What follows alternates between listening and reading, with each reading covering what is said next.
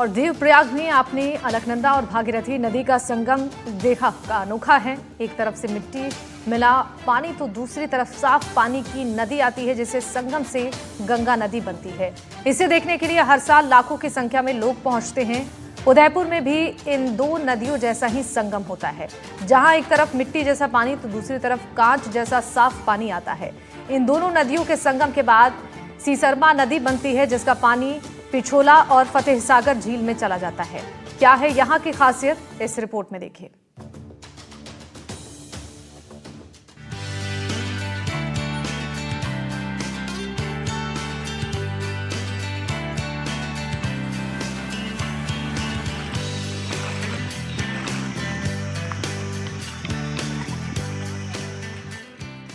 उदयपुर अपनी प्राकृतिक सुंदरता के लिए हमेशा से ही मशहूर रहा है। पर्यटन के लिए एक महत्वपूर्ण स्थान होने के साथ यहाँ 27,000 वर्ग किलोमीटर में फैला जंगल है, तो कई झीलें और जलाशय पूरे साल लोगों को पेयजल उपलब्ध कराती हैं। गर्म हवाओं को रोकने के लिए भरपूर वनस्पति से भरी हुई अरावली की पहाड़ियां भी हैं। इन्हीं के कारण उदयपुर में मौसम हमेशा अनुकूल रहता है। न तेज गर्मी और कड़ाके की सर्दी, न ज्यादा बारिश से बाढ़ की स्थिति बनती है। उत्तराखंड में 4 धाम की यात्रा के दौरान आपने एक दृश्य देखा होगा।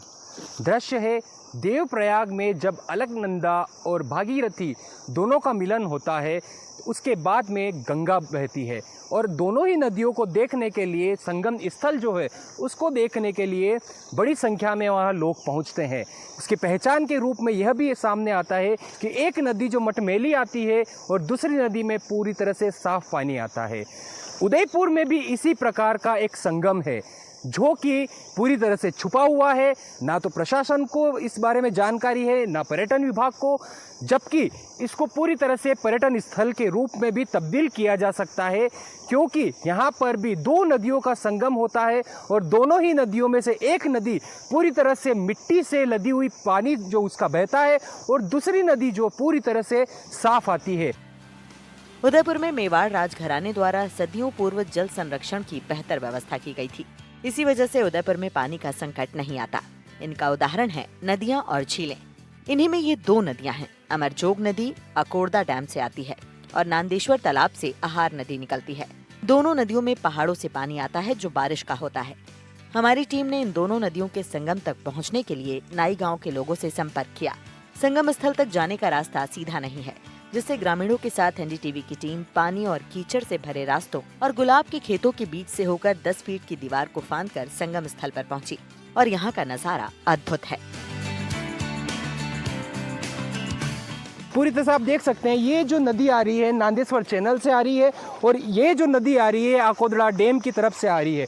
इस नदी को आप देख सकते हैं पूरी तरह से इसका पानी जो है ये पूरी तरह से पानी बिल्कुल साफ है और उस नदी का आप देखेंगे तो गहराई ज़्यादा है वहाँ पर, लेकिन इस नदी का पूरी तरह से मटमैला पानी है। नज़दीक से भी आपको दिखाना चाहूँगा कि किस तरह से इसका ये जो नांदेश्वर चैनल से पूरी तरह से मिट्टी का पानी आ रहा है और इधर वाला पानी पूरी तरह से बिल्कुल साफ़ है। तो दोनों का संगम जो है यहाँ का काफ़ी अद्भुत नज़ारा देता है और दोनों ही पानी जब मिलते हैं तो दोनों पानी मिलते हुए पूरी तरह से मटमैला पानी बनता है और मटमैला पानी जो ये सिसारमा नदी है, सिसारमा होते हुए पिछोला झील में मिलती है और पिछोला झील जो शहर की खूबसूरत झील में से एक मानी जाती है, उस झील में इसका मिलन होता है और उसके बाद में जो शहरवासी है 2 लाख करीबन शहरवासी इसका पानी पीते हैं।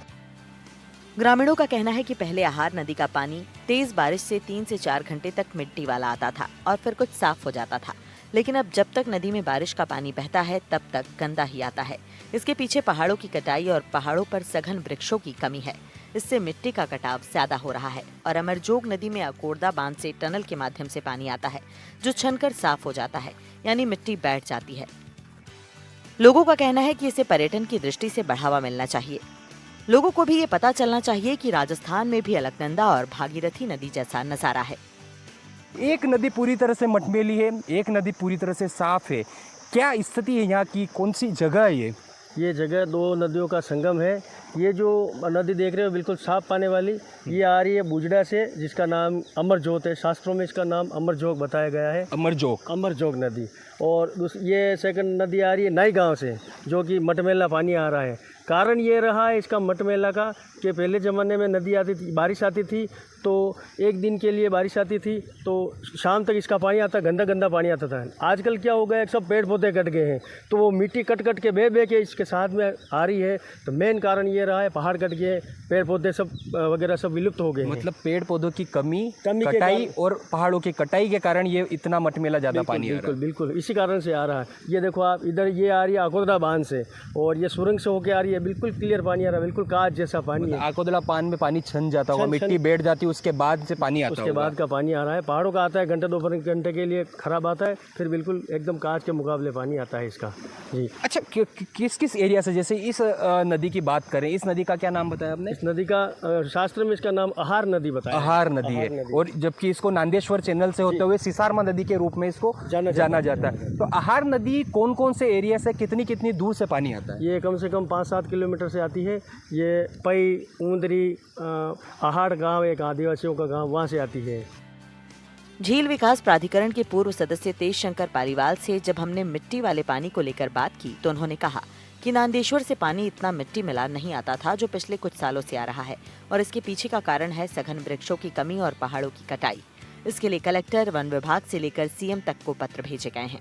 इनका कहना है कि ज्यादा से ज्यादा पौधारोपण किया जाए, नहीं तो तालाबों को बड़ा नुकसान होगा। उदयपुर की आसपास पहाड़ियाँ जो है वो वृक्षविहीन हो गई है और ख़ास तौर से पिछोला का जो भूजल ग्रहण क्षेत्र है, कैचमेंट एरिया जिसको कहते हैं हम, कैचमेंट एरिया में बारिश के समय जो वृक्ष होते हैं तो ये भूमि कटाव नहीं होता। अब पेड़ तो है नहीं, तो जैसे बारिश गिरती है और वो मिट्टी सीधी तालाब में आती है, तालाब में जाकर क्या तालाब को धीरे धीरे घुट घुट के मार रही है वो। इसके बारे में मुख्यमंत्री जी को भी पत्र लिखा, जिलाधीश जी को जो झील विकास प्राधिकरण के अध्यक्ष हैं उनको भी चिट्ठी लिखी, लेकिन वन विभाग को भी मेल किया, वन विभाग को भी लिखा भाई आप वृक्ष लगाइए, वृक्षारोपण कीजिए, बीजारोपण कीजिए ताकि आने वाले समय में कम से कम ये भू कटाव को रोका जा सके। यदि इस भू कटाव को नहीं रोका गया हमने तो आने वाले समय में धीरे धीरे करके ये तालाब घुट घुट के मर जाएगा। तो ये आहार नदी और जो एक अमरजोक नदी आ रही है, क्या इतिहास क्या है इनका? इनका तो मतलब पानी ये बारिश से है, इसलिए थोड़ा वो गिर आ रहा खराब आ रहा है। हाँ नहीं, ये क्या कि वो आगे से करीबन सुरंग है, वहाँ से पैक आता है और यहाँ पे नदी में आगे खुला हो जाता है, फिर वो डुंगला हो जाता है। अच्छा, आहार नदी का क्या इतिहास है? कहाँ लिखा हुआ है कि यह नदी है? क्या पीछे इसके कहानी, ऐसा कुछ जानकारी में? ये तो मेरे को पता नहीं, ये नहीं पता है। तो अच्छा, ये गांव के लोग यहाँ पर देखते हैं कितना लेवल में पानी बहता है यहाँ पर, और आप किस तरह से आसपास के खेतों में भी इसमें उपजाऊ होती होगी, किस तरह से बताएं? ये घेरा तो बहुत आता है, ये तो एक जितना पानी आता है ये तो करीबन जाने का पुलिया नहीं होता, यहीं रुकना पड़ता है रोड पर। अच्छा, वो आगे पुलिया है, उस पुलिया के ऊपर से आ जाता है पानी? ऊपर से ऊपर होकर आ जाता है, ऊपर से आ जाता है। तो ये आसपास के खेतों को भी अच्छी फायदा पहुंचता होगा इससे? इस पानी से खेतों में बढ़िया कोई सब्जी वगैरह सब भेजे ना। अच्छा, 12 महीने खेती होती होगी इसकी? अच्छा, ये कितने दिनों तक चलती? जब बारिश हुई, जैसे कल बारिश हुई या काफ़ी मूसलाधार हुई, लगातार बारिश हुई, तो कितने देर तक चलता है पानी? ये तो कल का चल रहा है, कल का, तो अभी तो ये आगे रात भर और कल परसों तक आसा पानी हो जाएगा। अच्छा, 2-3 दिन तक चलता रहता है पानी? ऐसा चलता रहेगा। होटल एसोसिएशन के उपाध्यक्ष राजेश अग्रवाल का कहना है कि अलकनंदा और भागीरथी नदी संगम जैसा नजारा उदयपुर में भी है, जिससे ये एक बेहतर पर्यटन स्पॉट बन सकता है। उदयपुर एकमात्र ऐसा एरिया है जहां सघन जंगल, अरावली के पहाड़, वन्य जीवों की उपस्थिति और पर्याप्त पानी है।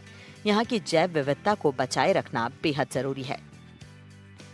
देवप्रयाग और वहाँ अलकनंदा, इन नदियों का भी महासंगम होता है और वहाँ पे भागीरथी का संगम है।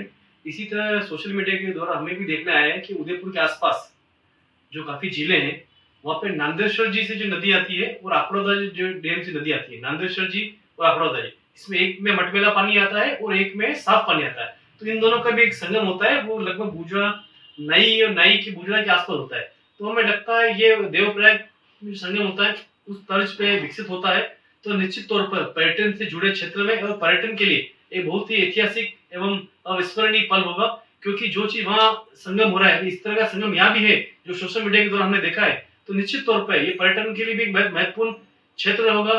क्योंकि वैसे भी इस झाड़ोल के क्षेत्र में पर्यटन, बारिश के दिनों में मानसून जो कहते हैं, मानसून जो लोनावाला महाबलेश्वर की अनुभूति चीज में होती है, उस क्षेत्र में होती है, वो निश्चित तौर पर होगी। और निश्चित तौर पर इस संगम का ऐतिहासिक रूप से पर्यटन क्षेत्र में महत्वपूर्ण योगदान रहेगा। इसको पर्यटन दृष्टि से भी देखा जाए, पर्यटन दृष्टि से देखकर यहाँ पर डेवलपमेंट किया जाए और बढ़ावा मिले पर्यटकों को, तो काफ़ी संख्या में यहाँ पर लोग पहुँच सकते हैं, इस चीज़ को देख सकते हैं। तो आपने देखा कि किस तरह से दो नदियों का संगम, मटमेली और साफ पानी की जो दो नदियों का संगम NDTV पर आपने एक्सक्लूसिवली देखा और जाना कि उदयपुर में भी ऐसी जगह है जो एक अलकनंदा और भागीरथी नदी का स्वरूप देती है। विपिन सोलंकी, NDTV उदयपुर।